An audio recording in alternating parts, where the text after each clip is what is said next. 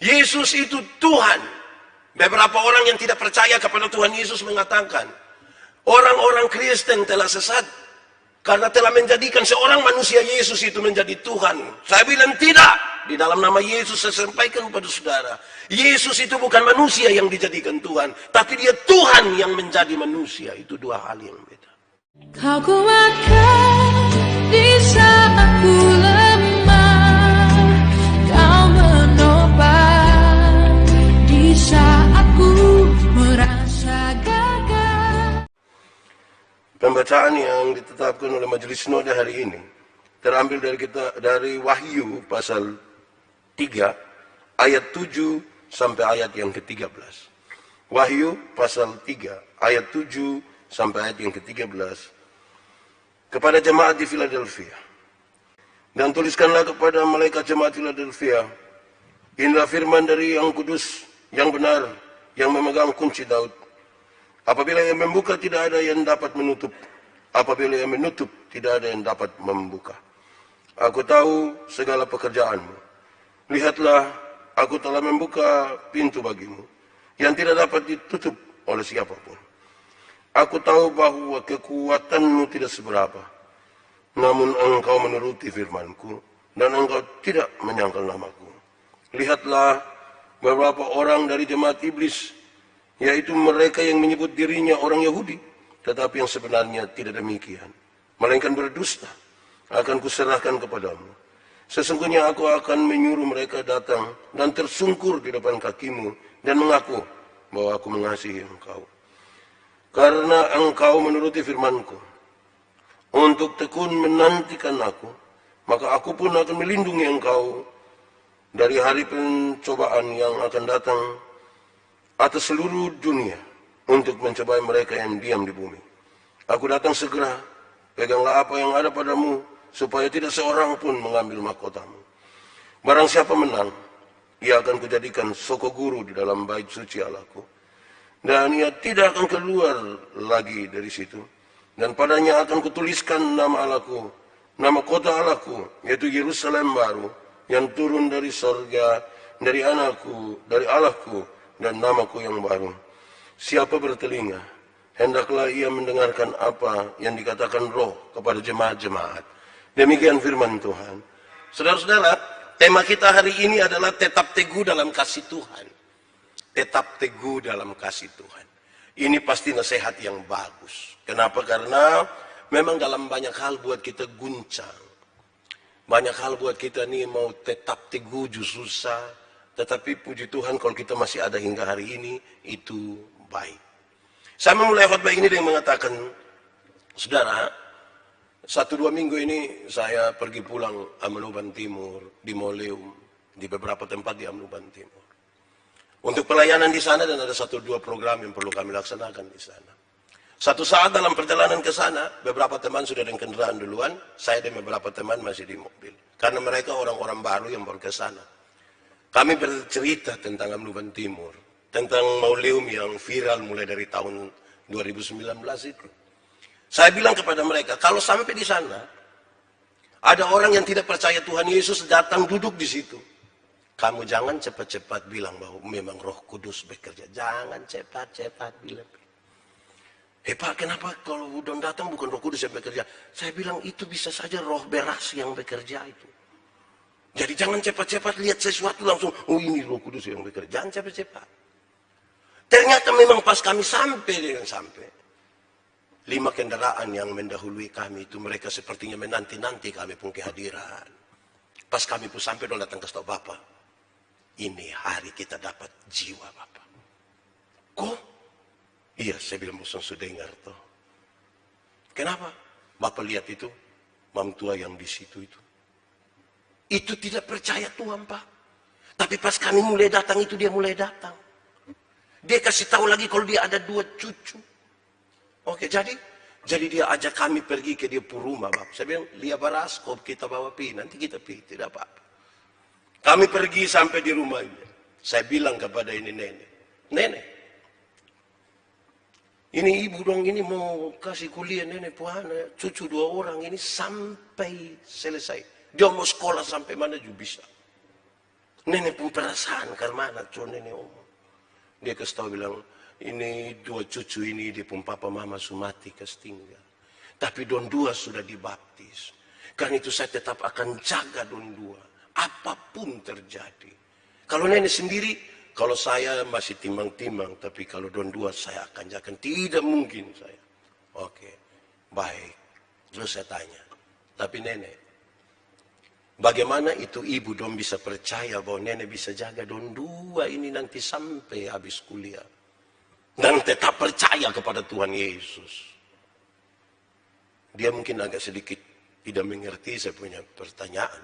Lantas dia bilang, nah itu terserah Bapak saja. Oke, kalau begitu nenek, saya mau minta tolong Pak Pendeta ini. Menulis semua tadi nenek pun perasaan untuk jaga ini anak. Terus habis itu nenek tolong tanda tangan, Dia gamatar sedikit begini. Keringat mulai keluar. Terus dia bilang, tidak nanti saya pikir-pikir dulu. Saya bilang kepada teman-teman yang datang. Kalau kita datang ke tempat begini, mesti tega. Harus tega. Kenapa? Tidak semua orang mau tetap percaya kepada Tuhan. Atau mau percaya kepada Tuhan. Ada 1-2 orang bisa mainkan itu dengan baik supaya kalau orang dari sebelah datang dia dapat keuntungan di situ, kita datang dia dapat keuntungan di situ. Jadi jangan buru-buru. Kita mesti bangun sistem yang lebih baik supaya kalau kita melayani betul-betul yang baik. Kalau tidak biar kita bawa uang dan berapa karung juga habis sia-sia saja di sini. Kenapa saya menyampaikan ini duluan? Supaya betul-betul kalau kita mau percaya kepada Tuhan Yesus itu, kita percaya bukan karena kepada kita diberikan sejumlah hal yang bisa diberikan oleh orang lain. Tetapi karena Tuhan Yesus itu mati dan bangkit bagi kita. Yang tidak mungkin diberikan oleh siapapun juga tidak mungkin diberikan oleh siapapun.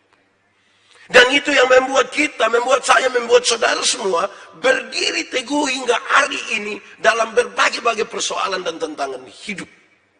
Penyakit, penderitaan, kemiskinan, pergolakan di dalam rumah tangga, situasi ekonomi yang menurun. Kita mau tetap percaya kepada Tuhan, apapun terjadi. Saudara-saudara, lalu kita membaca bagian ini, saudara-saudara. Kepada jemaat di Philadelphia. Philadelphia adalah kota yang paling muda dari 7 jemaat yang disebutkan di pasal 2 dan pasal 3 itu, saudara-saudara. Itu didirikan oleh para kolonis di masa pemerintahan dari Attalus yang kedua. Tujuan pembangunan kota ini sebenarnya sederhana, yaitu penyebaran kebudayaan dan bahasa. Terutama untuk orang-orang di Lydia dan Frigia. Dari kota ini dibangun oleh koloni di masa pemerintahan Attalus untuk kepentingan penyebaran kebudayaan. Menurut namanya, Philadelphia itu artinya seseorang yang mengasihi saudaranya.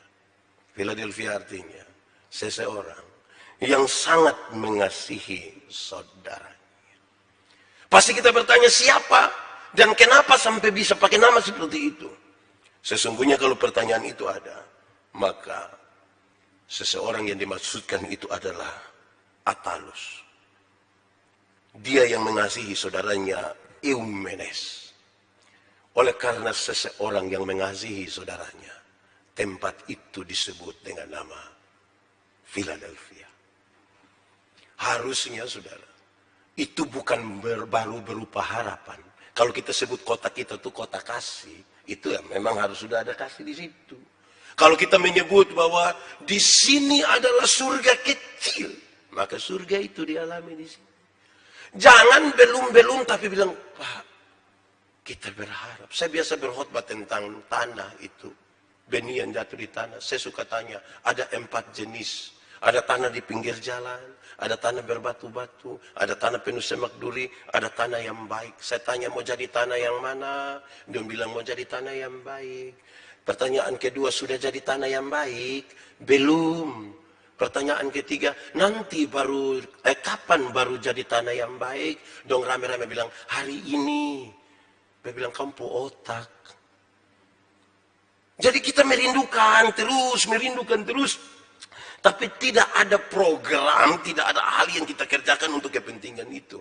berbeda dengan pernyataan tentang nama kota ini.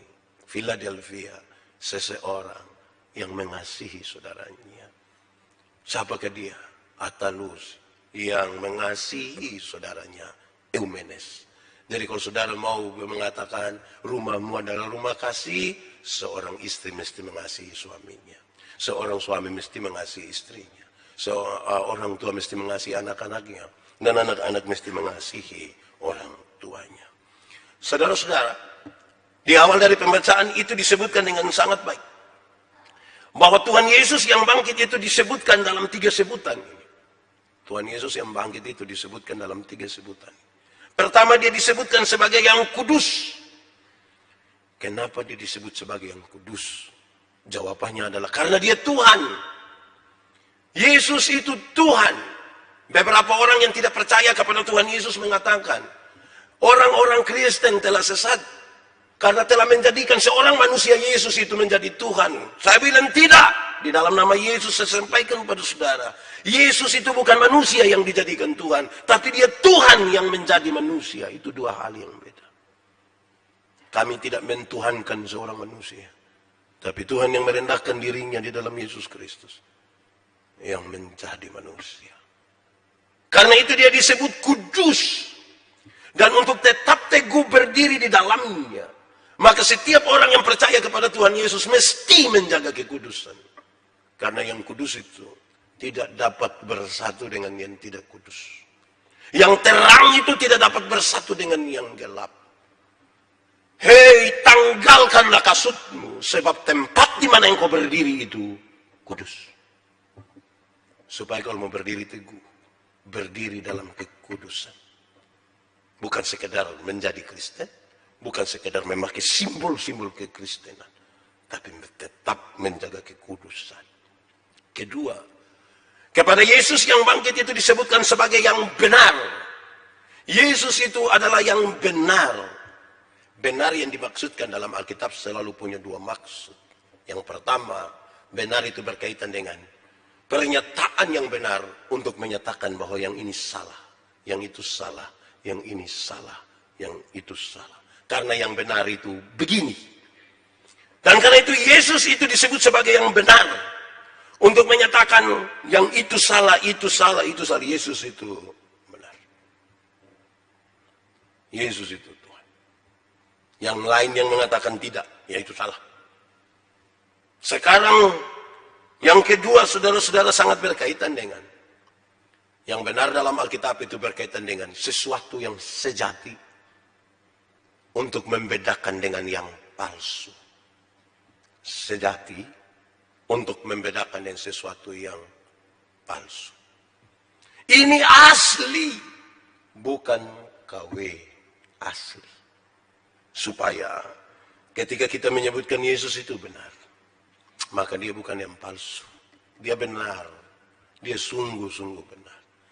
Jadi ketika saya dan saudara percaya kepada Tuhan Yesus, kita sementara percaya pada sesuatu yang benar. Kalau saudara ragu-ragu, saudara tidak usah percaya pada Tuhan Yesus. Tidak usah. Kalau saudara ragu-ragu, mungkin saudara harus mencari sesuatu yang menurut saudara itu sejati bagi saudara. Tapi pertanyaannya, apakah yang sejati? Selain Allah, apakah yang sejati? Selain Tuhan itu, apakah lagi yang sejati? Semua fana di dunia. Yang ketiga, Yesus yang bangkit itu disebutkan sebagai pemegang kunci Daud. Pemegang kunci Daud. Pemegang kunci itu adalah simbol dari pemegang sebuah otoritas. Kenapa dikaitkan dengan Daud? Karena Daud sangat terkenal sampai juga pada masa kini. Berkaitan dengan janji Tuhan itu akan dipenuhi melalui keturunan Daud. Dan dialah Yesus Kristus itu. Dan karena itu, Yesus yang bangkit itu disebut sebagai dia yang pegang kunci itu. Betapa luar biasa pernyataan ini. Sejak awal sudah disampaikan. Supaya ketika kita bicara tentang tetap teguh di dalam kasih Tuhan, kita berdiri dalam keteguhan iman itu. Karena kita memahami dengan baik apa yang disebutkan dan diungkapkan tentang Yesus yang kita percaya. Saudara tidak perlu jawab, tapi saya ingin bertanya pada saudara. Saudara percaya Yesus? Sekali lagi, saudara percaya Tuhan Yesus. Saudara harus merenungkan ulang. Renungkan kembali karena Yesus itu kudus, dia yang benar, dan dialah pemegang kunci itu. Pertanyaan ini harus berulang-ulang kali didengungkan di kita punya telinga. Pertanyaan ini harus disampaikan kepada kita dan anak-anak kita. Supaya mereka tidak boleh anggap remeh iman kepada Tuhan. Tidak boleh. Anak dong baru pacaran sama dengan satu yang tidak percaya Tuhan, dong rasa itu laki-laki sudah yang Tuhan. Nanti sebentar nikah habis kok karena tampileng baru bilang, aduh ini mungkin saya pus salib. Salib apa yang kau yang pilih, nah salib. Karena itu Tuhan mesti lebih tinggi. Karena Tuhan Yesus bilang begini. Keputusan untuk ikut Yesus itu hitung-hitung baik, timang-timang baik. Supaya tidak ada keputusan lain yang dipengkelas lebih tinggi lagi dari keputusan untuk percaya pada Tuhan Yesus. Itu paling tinggi. Dalam seluruh konsekuensi yang akan dialami. Keputusan percaya pada Yesus adalah keputusan yang paling tinggi. Melebihi apapun. Kenapa? Karena selain penjelasan tadi saya ingin mengatakan. Bahwa keputusan percaya kepada Tuhan Yesus. Dia berlaku kekal. Tidak sementara. Bukan sesuatu yang habis di dunia saja. Tetapi sampai kepada kekekalan. Saudara-saudara. Mari kita memberi jawab terhadap tema kita hari ini. Di penutupan bulan keluarga, HUT Gemit ke-74 dan HUT Reformasi yang ke-504. Untuk 3 hal ini, secara singkat kita akan berbicara, atau paling tidak kalau kita bicara tentang bulan keluarga, HUT Gemit, dan Reformasi. Itu kita bicara tentang persekutuan dalam keluarga. Kita berbicara tentang gereja. Dan kita berbicara tentang Alkitab.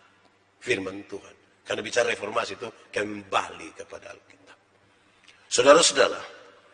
Untuk tetap teguh di dalam kasih Tuhan. Saya coba bagi dia dalam 3 bagian. Menurut pembacaan ini menjelaskan dengan baik bagi kita. Yang coba-coba saya bagikan dia. Pertama saudara-saudara. Tetap teguh dalam kasih Tuhan itu.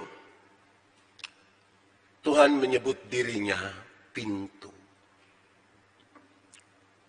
Akulah pintu. Untuk apa itu disebutkan? Dengan maksud apa hal ini diberitakan di jemaat mula-mula dan juga untuk kita semua? Saya kira sangat jelas bagi kita. Dalam konteks waktu itu juga masih dalam konteks hari ini. Karena pasti belum selesai. Pintu itu dimaksudkan sebagai sebuah kesempatan yang terbuka untuk pemberitaan Injil Yesus Kristus.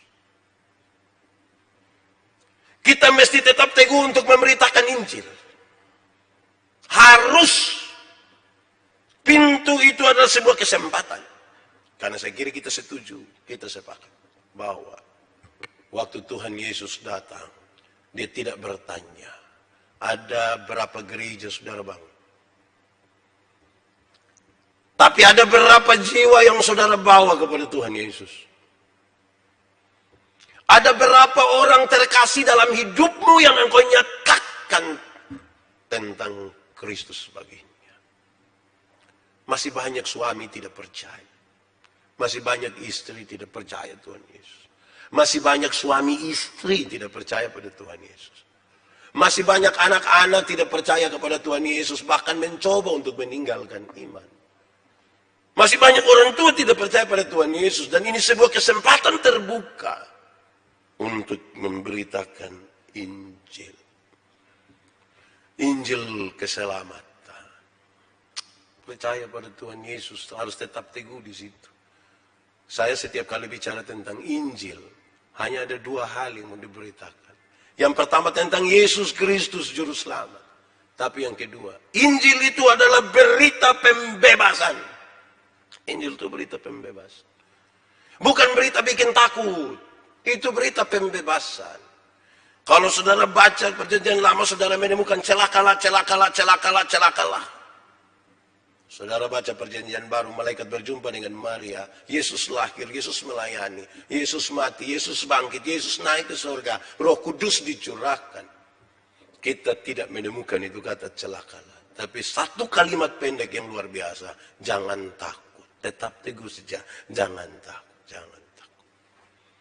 Berita itu harus diperdengarkan. Jangan takut. Masih banyak orang suka bakas takut orang. Biasa paling banyak bakas takut orang itu pada waktu mau Paskah. Dong putar film neraka. Orang nonton habis, orang ketakutan, kau datang di pendeta. Bapak pendeta, aduh neraka, aduh. Sebenarnya saya tidak pusing di neraka. Kok kenapa? Saya masuk surga, nak. Iya, tapi minimal pendeta mesti tahu. Saya tidak tahu itu tidak apa-apa. Karena kalau saya masuk surga, bukan karena ketakutan hukuman di neraka, tapi karena Yesus itu mati bagi saya. Bukan karena saya takut. Berhenti bakas takut orang. Karena yang biasa bakas takut itu setan. Setan itu yang pikir bakas takut sana sini.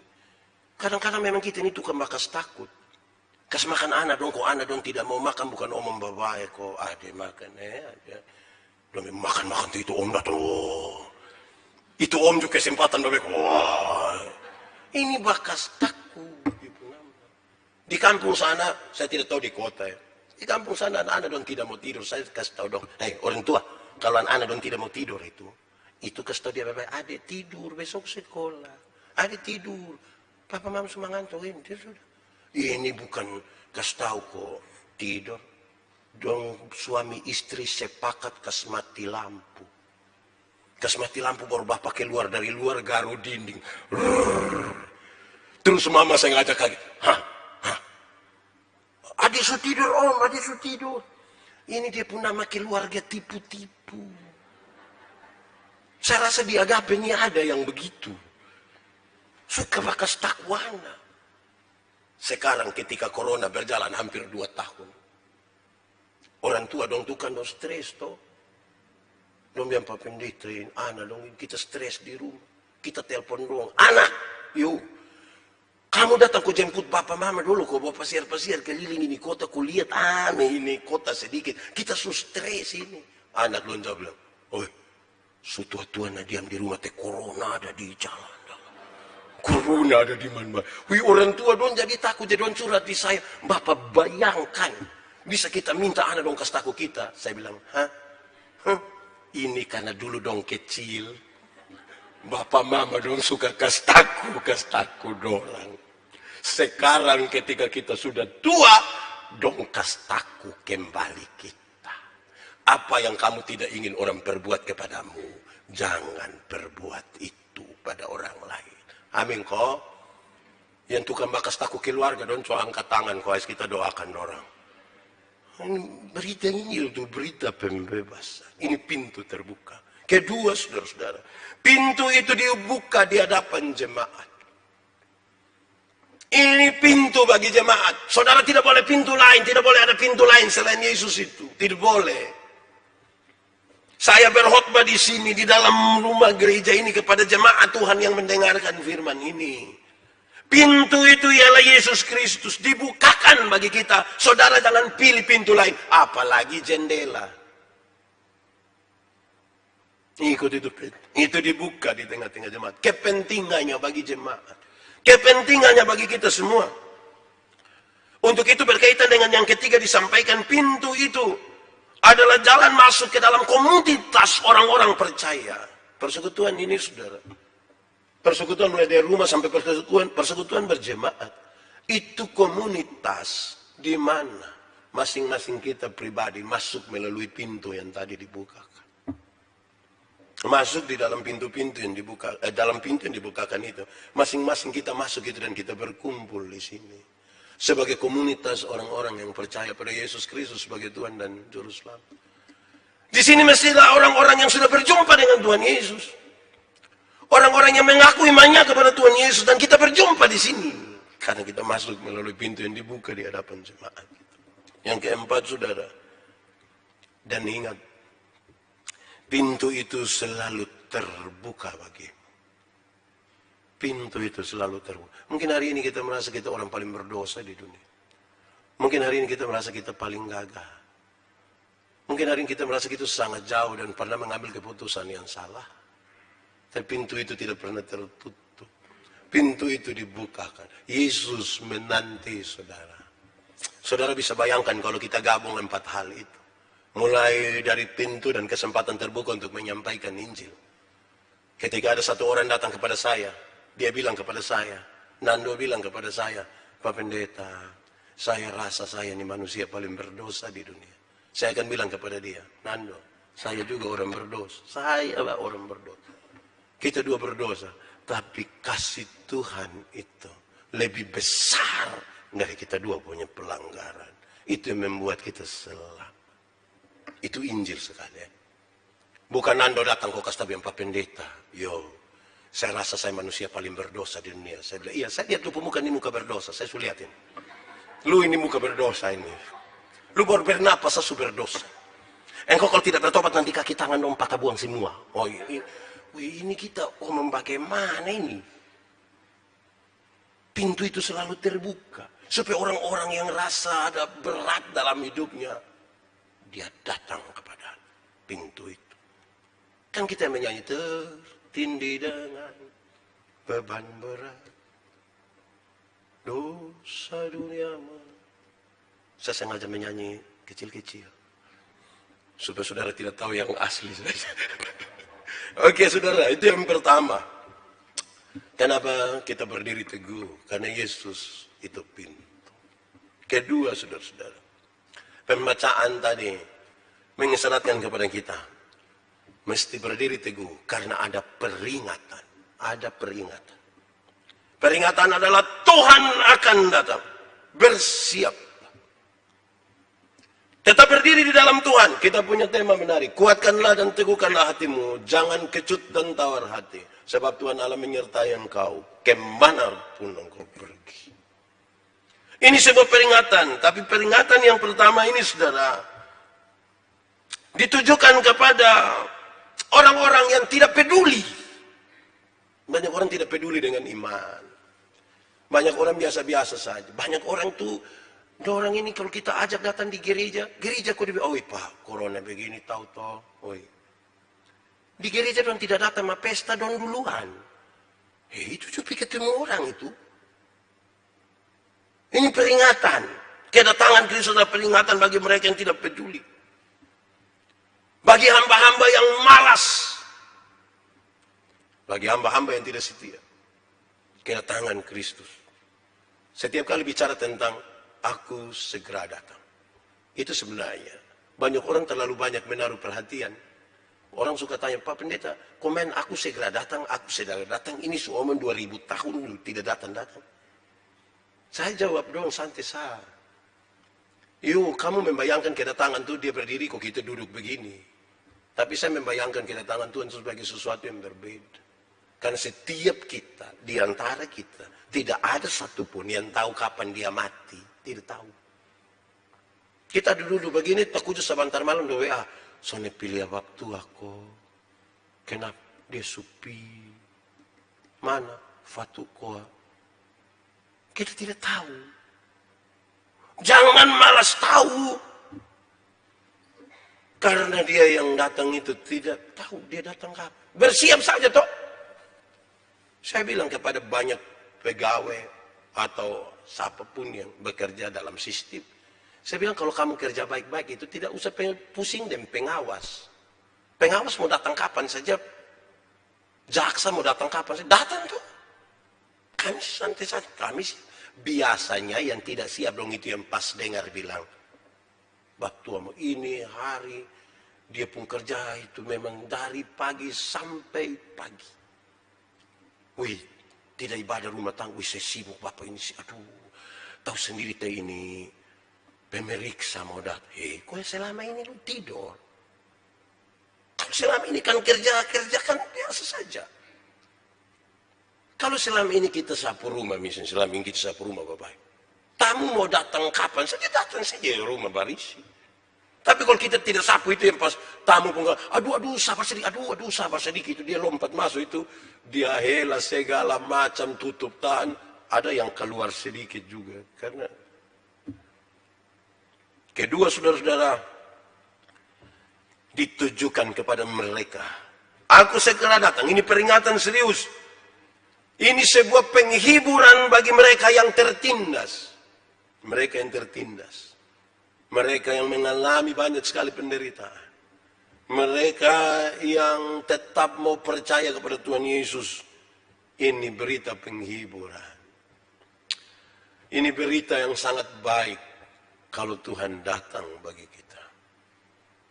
Saya kira itu hal penting toh.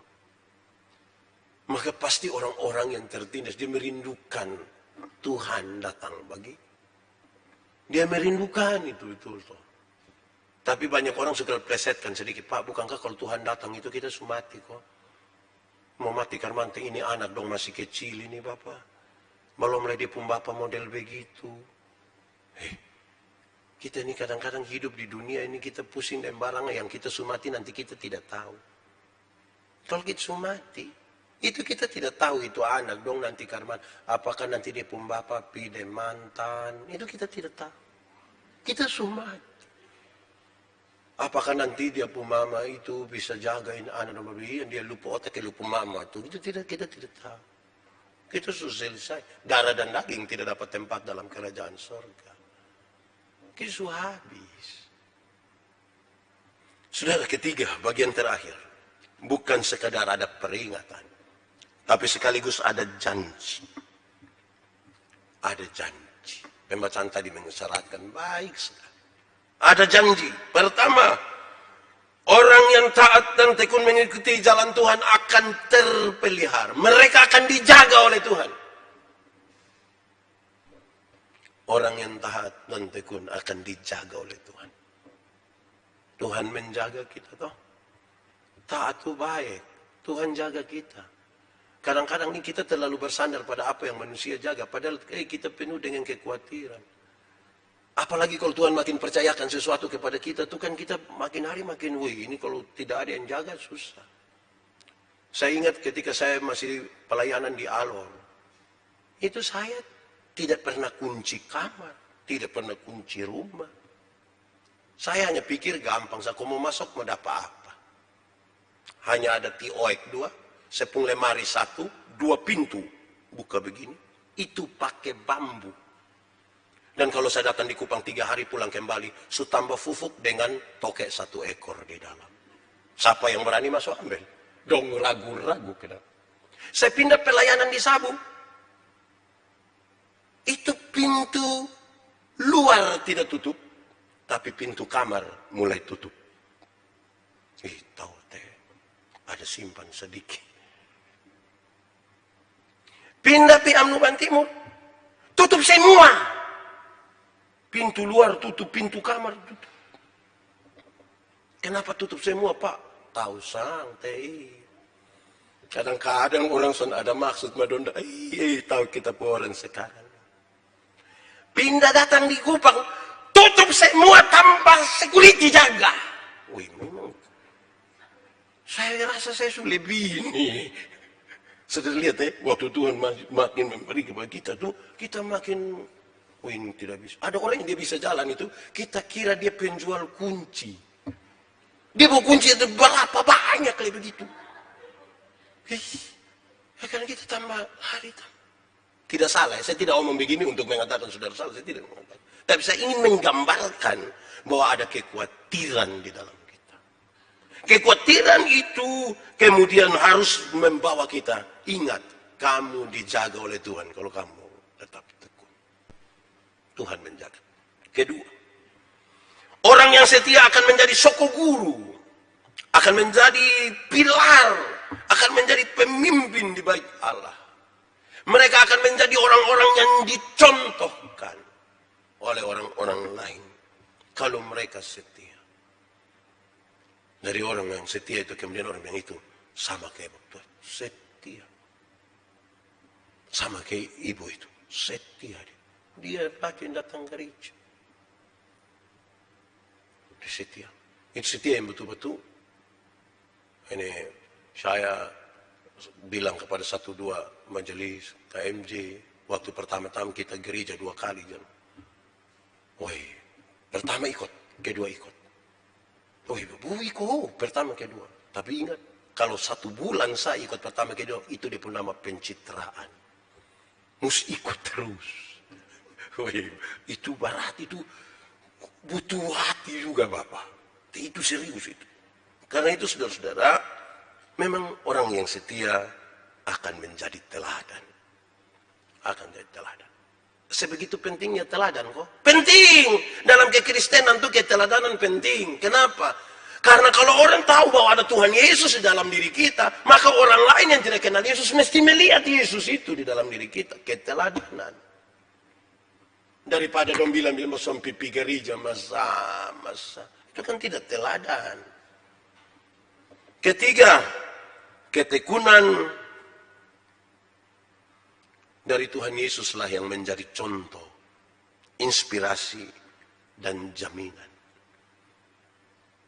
Ini dia penjanji nih. Kalau kamu mau tekun, lihatlah pada Yesus. Dia menjadi contoh ketekunan, inspirasi, sekaligus juga jaminan bagi saya dan saudara. Dia tidak pernah sia-sia ketika kita percaya kepada Tuhan Yesus dan tekun di dalamnya. Keempat, orang Kristen yang setia tidak akan pernah keluar dari situ. Tidak keluar dari bait Allah. Itu menggambarkan dua hal. Karena dia dijaga. Kan dia menjadi setia. Maka dia aman. Dia aman.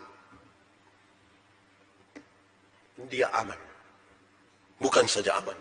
Tetapi kalau dia tidak keluar dari situ.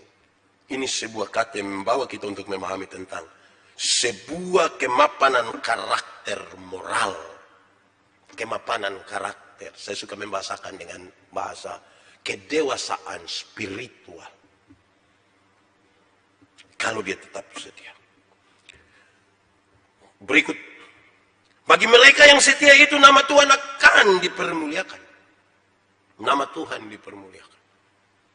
Supaya orang akan memuliakan nama Tuhan. Dan melaluinya nama Tuhan dipermuliakan. Bukan dicemooh, tapi dipermuliakan. Dan yang terakhir, saudara.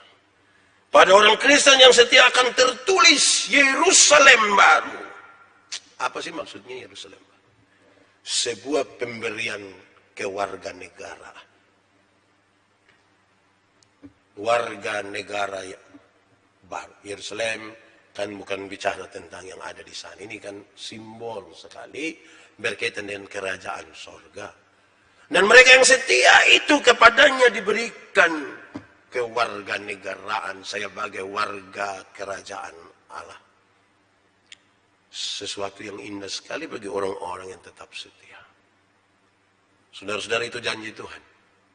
Setialah, setialah sampai mati.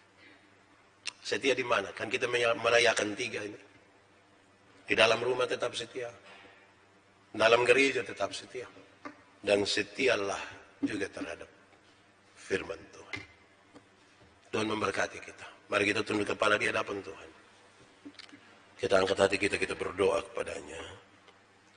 Bapa di surga, kami telah mendengarkan firman. Kami berdoa, Tuhan menolong kami. Supaya kami tetap setia. Kami tetap teguh di dalam kasih Tuhan yang dahsyat buat kami. Bagi mereka yang berkomitmen, kami mohon Tuhan menjamah, memulihkan, dan meneguhkan mereka. Di dalam keluarga, di dalam gereja Tuhan, dan di dalam percaya akan firman-Mu. Di dalam nama Yesus kami berdoa. Amin.